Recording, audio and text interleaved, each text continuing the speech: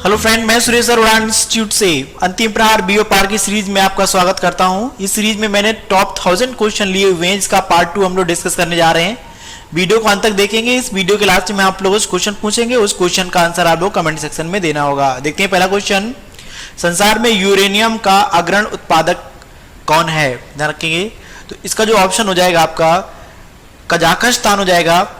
अब इसकी अगर बात करें वर्ल्ड न्यूक्लियर एसोसिएशन के अनुसार वर्ष 2018 में कजाकिस्तान में विश्व यूरेनियम का सबसे बड़ा उत्पादक देश है तथा इस संदर्भ में कनाडा द्वितीय स्थान पर था, ऑस्ट्रेलिया तृतीय स्थान पर है। ध्यान रखना, इसमें कनाडा कितने नंबर पर है? द्वितीय नंबर पर, सेकंड नंबर पर इसमें आएगा। जबकि इसमें ऑस्ट्रेलिया का अगर बात करेंगे तो ऑस्ट्रेलिया इसमें थर्ड नंबर पर आएगा उत्पादन में, और कजाकिस्तान का अगर देखा जाए तो इसमें फर्स्ट नंबर पर आएगा। अगला क्वेश्चन देखते हैं, सदाबहार वर्षा वन पाए जाते हैं। तो इसका जो ऑप्शन हो जाएगा आपका बी नंबर होगा, ब्राजील में पाए जाते हैं। अब इसको सदाबहार वन क्या होता है इसको थोड़ा अच्छे से समझेंगे। इसको समझने के लिए देखेंगे थोड़ा आपको जो बेल्ट होती हैं वर्ल्ड लेवल पर उनको उनके बारे में हमको जानकारी होना चाहिए। देखो जैसे कि मान लिया एक यहाँ पर हमने एक ऐसे ये गोला बनाया। अब ये मान लो वर्ल्ड मैप बना रहे हैं हम। इसकी जो सबसे बीच से जो रेखा जाती है अक्षांश रेखा, इसको 0 डिग्री अक्षांश के नाम से हम लोग जानते हैं। ये जो 0 डिग्री अक्षांश होता है आपको, इसका जो सेकंड नेम होता है इसको भूमध्य रेखा के नाम से भी जानते हैं। तो ये आपकी हो गई भूमध्य रेखा। 0 डिग्री अक्षांश को या भूमध्य रेखा को एक ही बात है, क्योंकि भू के मध्य से निकलती, दैट्स वाई इसको भूमध्य रेखा के नाम से जाना जाता है।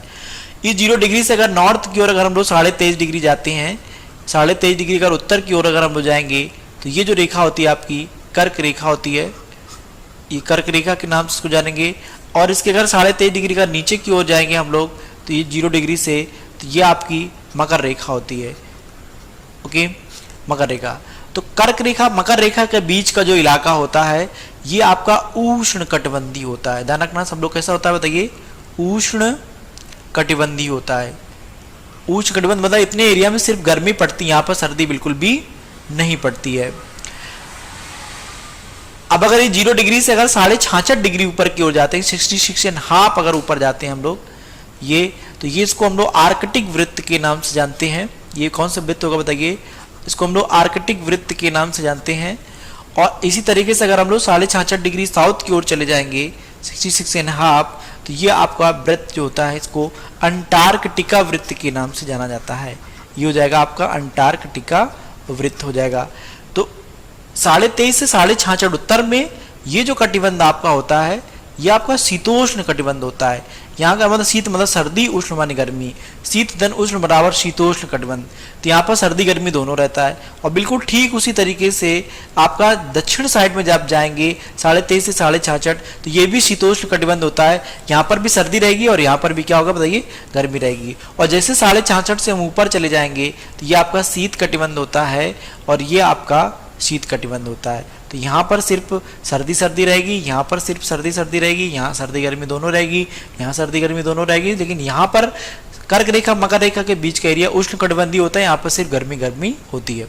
आप लोग समझना चाह रहे हैं, सदाबहार वन के बारे में बात करना चाह रहे थे। तो देखो जो ये एरिया होगा उष्ण कटिबंधीय, तो अब इसमें वन की अगर थोड़ा बात डिस्कस कर लेते, इसको हम लोगों ने समझ लिया। वन की अगर हम लोग बात करें, ध्यान रखना सब लोग, वन कई प्रकार के होते हैं। उसमें एक सदाबहार वन होते हैं, एक पर्णपाती वन होते हैं। इनको थोड़ा समझेंगे पहले हम लोग। एक होते हैं आपके पर्णपाती वन, ठीक है, और एक दूसरे टाइप के जो इसमें वन होंगे वो जाएंगे आपके सदाबहार वन। देखो पर्णपाती वन और सदाबहार वन में डिफरेंस क्या होगा दोनों में? तो इसमें क्या होता है कि इनको मानसूनी वन कहा जाता है।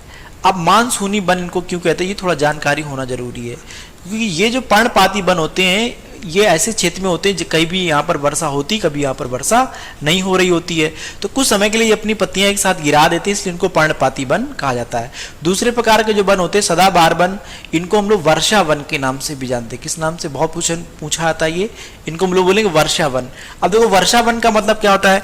ये ऐसे क्षेत्र में पाए जाते हैं जहाँ पर हमेशा बारिश होती रहती, कभी इनको अपनी पत्तियां गिराने की जरूरत नहीं पड़ती, क्योंकि पौधे जानते पौधे जीवित होते हैं। हर जीवित व्यक्ति मरना नहीं चाहता है, चाहे प्लांट के रूप में हो, चाहे एनिमल के रूप में, चाहे ह्यूमन बीइंग के रूप में हो। तो वो पौधे जानते हैं कि यहाँ पर हमारे यहाँ पानी कमी पड़ेगी नहीं, इसलिए हमेशा अपनी पत्तियों को हरा भरा रखते हैं, कभी पत्तियां गिराते नहीं, और इसलिए सदा हरे भरे रहते हैं, इसलिए उनको सदाबहार वन कहा जाता है। तो अब एक चीज समझना, हम लोगों ने ये दोनों चीजें समझ ली कि पर्णपाती वन वो होंगे जो कभी एक साथ अपनी पत्तियां गिरा देंगे, ये मानसूनी क्षेत्र में होते हैं इसलिए इनको मानसूनी वन कहा जाता है। सदाबहार वन वो होते हैं, इनको वर्षा वन कहा जाता है जहां पर हमेशा बारिश होती रहती है, इनको पत्तियां गिराने की आवश्यकता नहीं पड़ती है, ये स्टेप बाय स्टेप पत्तियां गिराया करते हैं, एक साथ नहीं। अब देखो इसमें ऐसा कोई सदाबहार वन जो इस क्षेत्र में पाया जाएगा उष्णकटिबंधीय, तो वो उष्णकटिबंधीय सदाबहार वन हो जाएगा। और ऐसा कोई सदाबहार वन जो शीतोष्ण क्षेत्र में पाया जाएगा वो शीतोष्ण कटिबंधीय सदाबहार वन हो जाएगा। और ऐसा कोई पर्णपाती वन जो यहाँ पर पाया जाएगा वो उष्ण कटिबंधीय पर्णपाती वन हो जाएगा। और ऐसा कोई पर्णपाती वन जो यहाँ पर और यहाँ पर पाया जाएगा वो शीतोष्ण कटिबंधीय पर्णपाती वन हो जाएगा। आई होप ये समझ में आ गया होगा आप लोगों को कि उष्णकटिबंधीय पर्णपाती वन क्या होता है, शीतोष्ण कटिबंधीय पर्णपाती वन क्या होता है। ठीक है, तो अब सदाबहार वन सब लोग समझ गए। तो अब हमेशा ऐसा ऑप्शन आप लोगों को लगाना होगा जहां परमानेंट बारिश होती होगी, ध्यान रखना। तो अब परमानेंट बारिश की अगर हम लोग बात करेंगे तो एक बार इसको देख लेते हैं, इसके लोकेशन को अगर देखेंगे, जैसे कि यहाँ से ये वर्ल्ड का मैप है, ये यहाँ से मैंने यहाँ से ये 0 डिग्री रेखा खींची। अब ये 0 डिग्री रेखा है तो इसको हम लोग 0 डिग्री अक्षांश कहेंगे। और 0 डिग्री अक्षांश का हमने सेकंड नेम अभी क्या बनाया था, भूमध्य रेखा के नाम से इसको हम लोग जानते हैं। और इससे अगर 23.5 डिग्री ऊपर जाएंगे तो ये आपकी कर्क रेखा होगी। देखो ये भारत के बीचों बीच से जो गुजर रही जाके ये कर्क रेखा होगी। और इधर अगर 23.5 डिग्री का नीचे जाएंगे तो ये आपकी मकर रेखा होगी, तो ये आपका उष्णकटिबंधीय। तो ध्यान रखेंगे ये थोड़ा और नीचे से होना चाहिए। तो यहाँ पर एक देश पड़ता है ब्राजील। अब ध्यान समझना, जहां से 0 डिग्री अक्षांश रेखा गुजरती है वहां पर वर्ष भर वर्षा होती है। ध्यान रखना, यहाँ पर वर्ष भर 12 घंटे का दिन 12 घंटे की रात होती है, वर्ष भर वर्षा होती है। ठीक दिन के 4 बजे बारिश होती है, यहाँ पर डेली बारिश होती है यहाँ पर। तो यहाँ पर वर्षा बहुत होती है, ध्यान रखना। तो वर्षा वन सदाबहार वन एक ही होते हैं। तो जो एरिया इसमें ऑप्शन में आपका क्वेश्चन में ऐसा जो भी ऑप्शन आपका 0 डिग्री के पास वाला होगा उसका ऑप्शन आप लोगों को लगाना होगा। अब ध्यान रखेंगे, अब ऑस्ट्रेलिया ये है आपका, तो ये आपका देखो उष्णकटिबंधीय से बाहर आ रहा है, ध्यान रखना सब लोग बहुत अच्छे से। इसके बाद में और अगर हम इसमें एक ऑप्शन दिया है आपका, एक ऑप्शन दिया है इसमें कनाडा का ऑप्शन दिया हुआ है। तो कनाडा कहाँ पर आ रहा है बताइए, ये कनाडा देश यहाँ पर आएगा आपका, ये यहाँ पर ये इतने में कनाडा देश पड़ता है आपका। अब कनाडा देश ये हो गया। एक ऑप्शन जो इसमें क्या दिया देख लेते हैं, वो भी एक इसमें ऑप्शन दिया है फ्रांस। और फ्रांस की बात करें तो फ्रांस आपका ये यूरोप महाद्वीप में पड़ता है। तो बताओ जो 4 ऑप्शन दिए हैं आपका, जो कनाडा दिया हुआ है इसमें, ये दुनिया में क्षेत्रफल में दूसरा सबसे बड़ा देश होता है, और फ्रांस दिया है और ये ऑस्ट्रेलिया दिया है। इसमें कौन ऐसा है जो आपका उष्णकटिबंधीय बेल्ट में आ रहा है बताइए, उष्णकटिबंधीय बेल्ट में कौन आ रहा है बताइए। यहाँ पर देश पड़ेगा आपका ब्राजील आ रहा है। तो बताइए सदाबहार वन कहाँ पर पाए जाएंगे, कनाडा में पाए जाएंगे कि फ्रांस में पाए जाएंगे कि ऑस्ट्रेलिया में पाए जाएंगे। तो इसका ऑप्शन क्या होगा बताइए, इसका ऑप्शन हो जाएगा आपका ब्राजील। ओके, नेक्स्ट क्वेश्चन देखते हैं। उत्तरी गोलार्ध में वर्ष का सबसे छोटा दिन कब होता है। मैंने इसका ऑप्शन फिलहाल 22 दिसंबर को होगा। सबसे छोटा दिन की अगर बात हो रही तो सबसे बड़ा दिन होता तो 21 जून हो जाता है इसमें। तो देखिए जैसे कि यहाँ पर हमने एक सन बनाया थोड़ा था। अब सन के चाहे लेफ्ट में जाइए, चाहे राइट में जाइए, चाहे आप टॉप में जाइए, चाहे बॉटम में जाइए, ये चारों तरफ से एनर्जी देता है। अब पृथ्वी क्या करती है, इसके आसपास ऐसे 365 सही 1/6 दिन में चक्कर, 1/4 दिन में क्या करती है, चक्कर लगाती है। तो देखो जब पृथ्वी आपकी यहाँ पर होती है, कभी पृथ्वी यहाँ होगी, कभी पृथ्वी यहाँ होगी, कभी पृथ्वी यहाँ होगी और कभी पृथ्वी यहाँ होगी।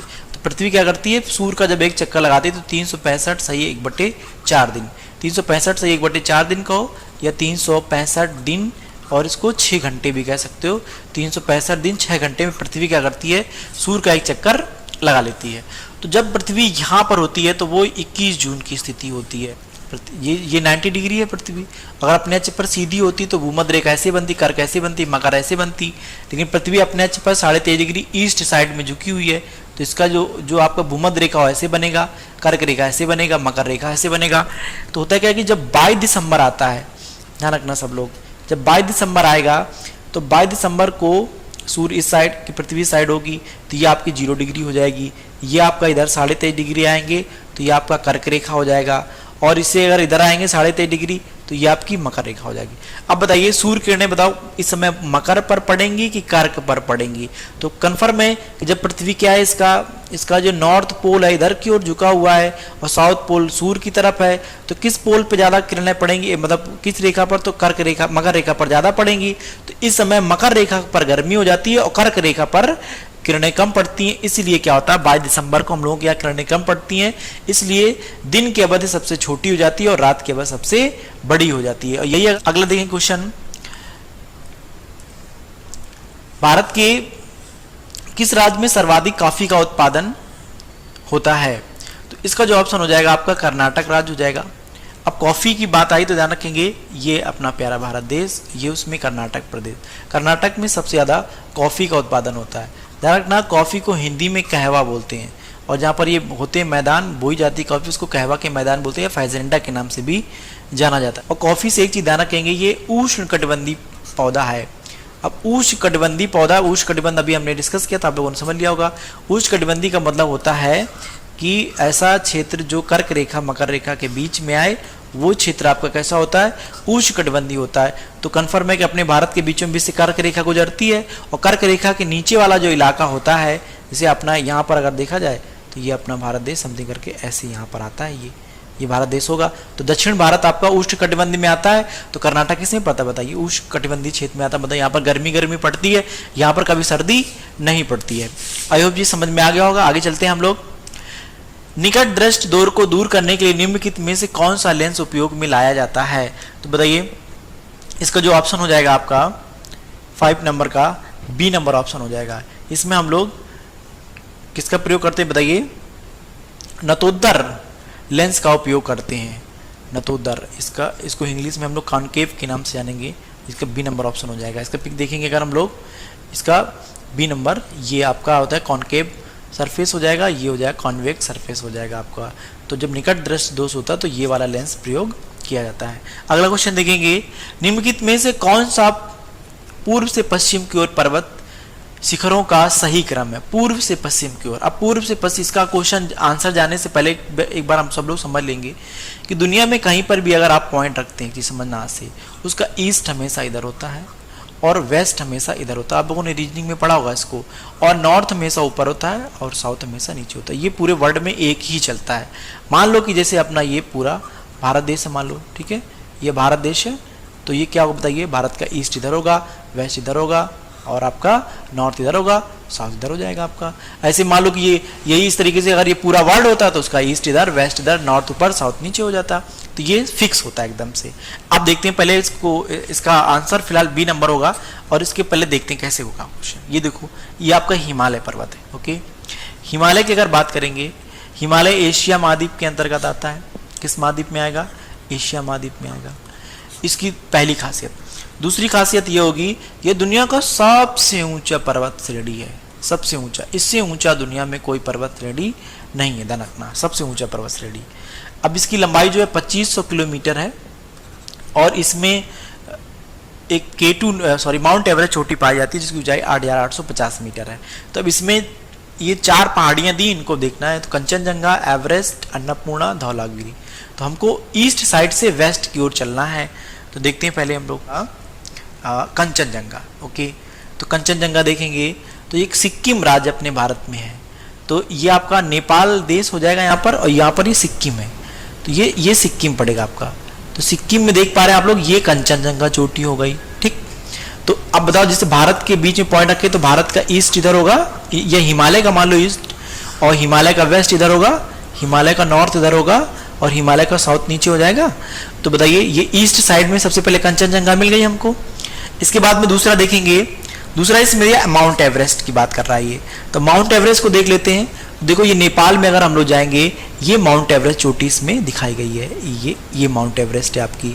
ये दुनिया की सबसे ऊंची पर्वत चोटी है। इसकी ऊंचाई 8848 मीटर, कहीं कहीं 50 मीटर लिखा तो बात एक ही है। ठीक है, क्योंकि हिमालय पर्वत एक नवीन पर्वत है, नवीन पर्वत के साथ साथ वलित पर्वत है, और जो वलित पर्वत होते हैं उनका आकार दिन पर दिन बढ़ता रहता है। तो हिमालय भी बढ़ रहा है। तो माउंट एवरेस्ट की ऊंचाई भी 8048 देखा करते, कहीं कहीं 8850 मीटर लिखा होता है, वो बात एक ही है। ठीक है, अब 2 हो गया। तो बेस्ट चाहे चले तो दूसरी कौन सी मिल गई हमको, एवरेस्ट मिल गई।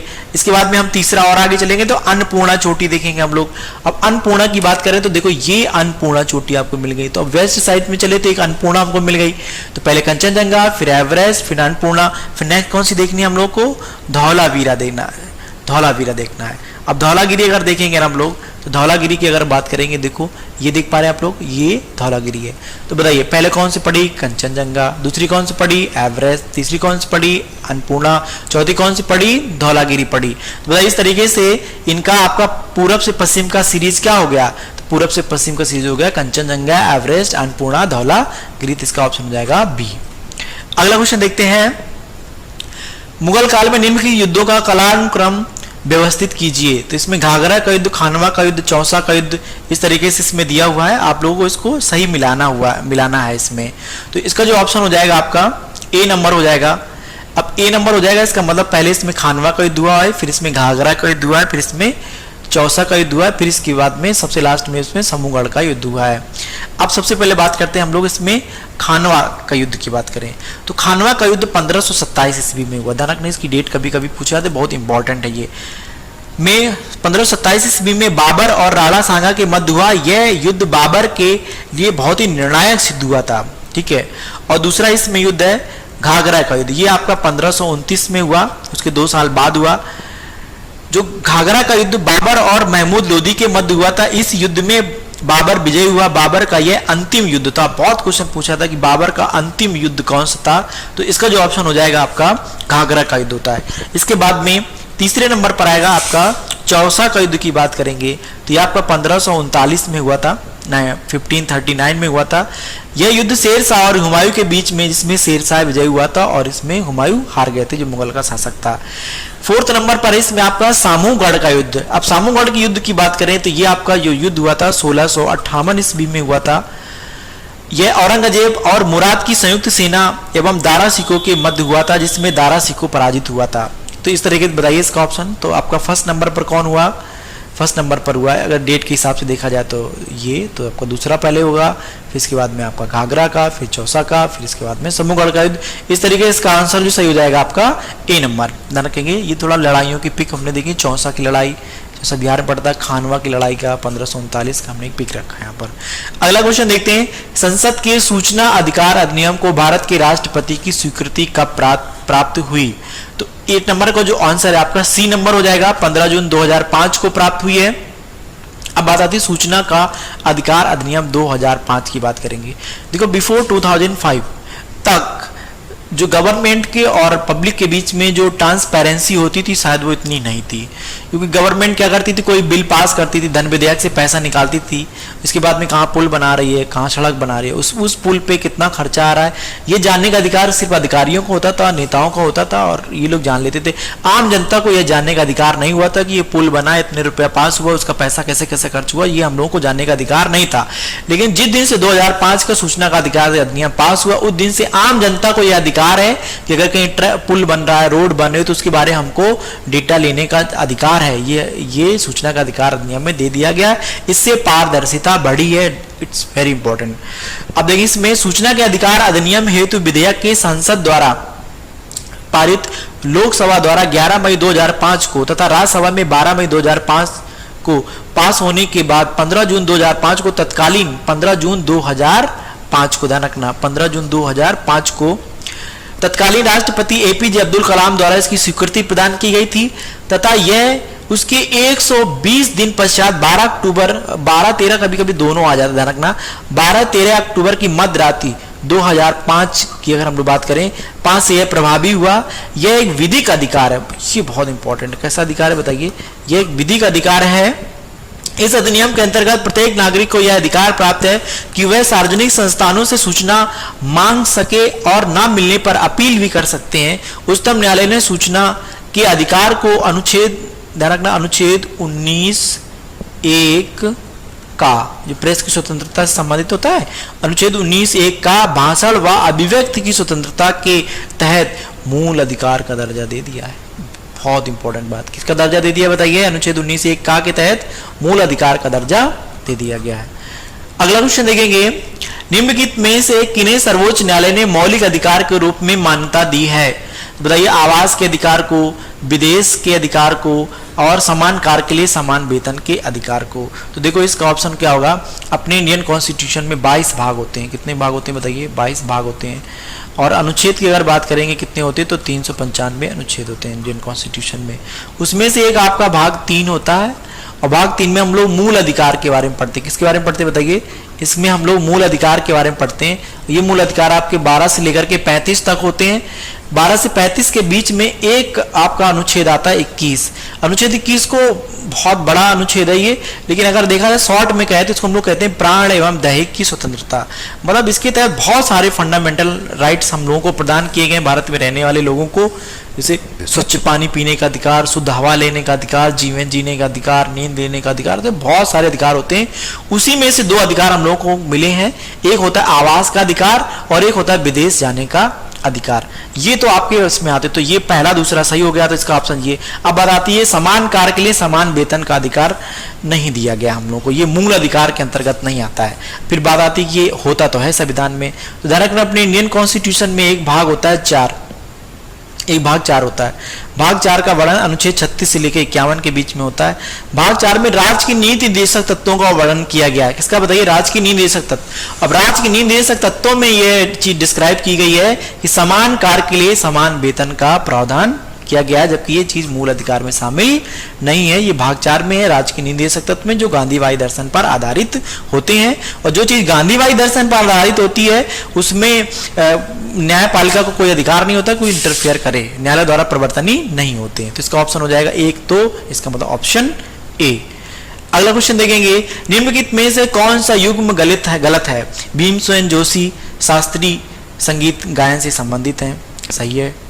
इसके बाद में अल्लाह रखा खां तबला वादन से संबंधित है, ये भी सही है आपका। देबू चौधरी सितार वादन से संबंधित है, ये भी सही है। अब ये MS सुब्बा लक्ष्मी ये बांसुरी वादन से नहीं है, इधर रखेंगे। MS सुब्बा लक्ष्मी शास्त्रीय संगीत की प्रख्यात गायिका है। किससे बताइए? ये किससे संबंधित है बताइए? शास्त्रीय संगीत से संबंधित है। अब शास्त्रीय संगीत है तो इसमें गलत पूछा है, गलत पे एक बार मैं फिर डिस्कशन कर दूं। जब भी कभी आप एग्जाम हॉल में बैठे तो बहुत बिल्कुल भी जल्दबाजी नहीं करनी चाहिए, नहीं, गलत का ध्यान रखना बहुत जरूरी होता है। इससे आपका आंसर पूरा का पूरा बदल जाता है। बहुत सारे स्टूडेंट क्या करते हैं, जल्दबाजी में गलत नहीं करना ध्यान देते हुए आंसर गलत लगा देते हैं। तो नहीं पूछा तो हम 3 सही है, ये गलत हो गया। तो ये संबंधित है, शास्त्रीय संगीत से संबंधित, लेकिन इसमें बांसुरी लिखा हुआ है, इसलिए ये ऑप्शन गलत है। और ये जो MS सुब्बा लक्ष्मी है, शास्त्रीय संगीत की प्रख्याता गायिका है। इन्हें देश का सर्वोच्च सम्मान भारत रत्न, ध्यान रखना, इनको भारत रत्न भी दिया गया है, बहुत इंपॉर्टेंट है। इनको भारत रत्न से भी एक बार सम्मानित किया गया था, 1998 में इनको सम्मानित किया गया था। तो इसका ऑप्शन हो जाएगा आपका, बताइए, डी नंबर इसका ऑप्शन हो जाएगा। ओके, अगला क्वेश्चन देखते हैं, निम्नलिखित में से जनजातियों में से कौन सी आंध्र प्रदेश में पाई जाती है?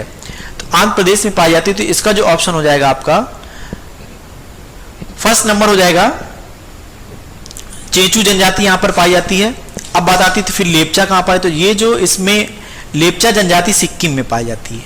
तो ध्यान रखना, ये भी क्वेश्चन बहुत पूछा आता है कि लेपचा जनजाति कहां पाई जाएगी, तो सिक्किम इसका ऑप्शन हो जाएगा। एक इसमें डाफर जनजाति लिखा हुआ है, तो डाफर जनजाति गुजरात में पाई जाती है। कहां पर पाई जाएगी? डाफर जनजाति गुजरात में पाई जाएगी। इसके बाद में गुजरात का जो सौराष्ट्र वाला क्षेत्र होता है, इसके साथ साथ में एक इसमें डाफला करके जनजाति दी है, और डाफला जनजाति अरुणाचल प्रदेश में पाया जाएगा। डाफर और इसमें डाफला में बहुत कंफ्यूजन होता है, ये अरुणाचल प्रदेश में पाई जाएगी, अरुणाचल प्रदेश। ठीक है, अब देख लेते हैं इनकी लोकेशन को, अगर हम लोग देखेंगे। ओके, आई होप ये समझ में आ गया होगा। अगला क्वेश्चन देखते हैं, जवाहर सुरंग कहां से होकर के गुजरती है? जवाहर सुरंग कहां से होकर के गुजरती है? तो इसका जो ऑप्शन हो जाएगा बनिहाल दर्रे से होकर गुजरती है। ठीक है, जवाहर सुरंग जम्मू कश्मीर संघ क्षेत्र पीर पंजाल श्रेणी के बनिहाल दर्रे। श्रेणी का मतलब होता है एक के बाद बहुत सारे पर्वत होते, उसको हम लोग श्रेणी बोलते हैं। और जो श्रेणी होते हैं तो उसमें बहुत सारे पासेस होते, तो उनमें से एक आपका होता है बनिहाल। कौन सा दर्रा बताइए? बनिहाल दर्रा। तो बनिहाल दर्रा को हम लोग इंग्लिश दर्रे को पासेस बोलते हैं। जैसे मान लो कि ये एक श्रेणी है और एक देश सॉरी एक गांव उस तरफ एक गांव उस तरफ, अब उस तरफ का व्यक्ति अगर इधर आना चाहता तो कन्फर्म यहाँ से आएगा या यहाँ से आएगा, पासेस से, ऊपर से तो नहीं आएगा। तो दो पर्वतों के बीच में जो गैप होता है उसको हम लोग पासेस के नाम जानते हैं। उसमें एक बनिहाल दर्रा है जो पीर पंजाल से रेलिंग पाया जाता है, वहीं पर जवाहर सुरंग पाई जाती है। अगला क्वेश्चन देखेंगे, सूची 1 को सूची 2 से सुमेलित कीजिए, नीचे दिए गए कूट की सहायता से उत्तर का चयन कीजिए। ध्यान रखना इसमें ये वेदों से संबंधित क्वेश्चन है। वेदों की संख्या 4 होती है, उसमें सबसे प्राचीन वेद ऋग्वेद, फिर आपका दूसरा होता है सामवेद, फिर होता है यजुर्वेद, फिर होता है अथर्ववेद। तो बताओ फर्स्ट नंबर पर कौन आएगा? ऋग्वेद। दूसरे पर कौन आएगा? सामवेद। तीसरे पर कौन आएगा? यजुर्वेद। चौथे पर कौन आएगा? अथर्ववेद आएगा। तो जो सबसे प्राचीन वेद होता है इसमें ईश्वर की स्तुतियों का वर्णन दिया गया है। इसका मतलब ए को हम 4 नंबर से मिलाएंगे। इसके बाद में सामवेद को संगीत का जनक कहा जाता है, तो हम इसको ये आपका सी को 1 से मिलाएंगे। यजुर्वेद में क्या है? कर्मकांड का वर्णन दिया हुआ है। किसका बताइए? कर्मकांड, मतलब बलि वगैरह का वर्णन दिया हुआ है। तो ये इसको हम इस बार दूसरे नंबर वाले को दूसरे से ही मिला देंगे हम लोग। अब बचा अथर्ववेद। अथर्ववेद में तंत्र मंत्र टोना टोटका वशीकरण का मतलब वर्णन किया हुआ है, तो ये इसमें हो गया। अब इसमें अथर्ववेद में थोड़ा अच्छी चीजें भी हैं तो खराब भी हैं।